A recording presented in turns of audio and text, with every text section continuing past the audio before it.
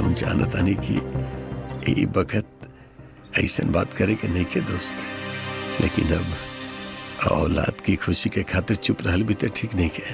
बूझ बुझाउल मत करा, साफ साफ बोला का बात बा।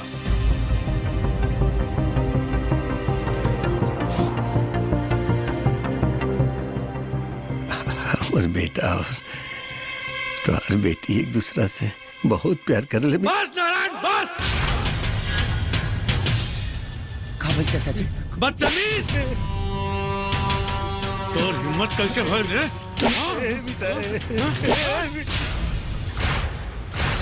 बाबूजी, बाबूजी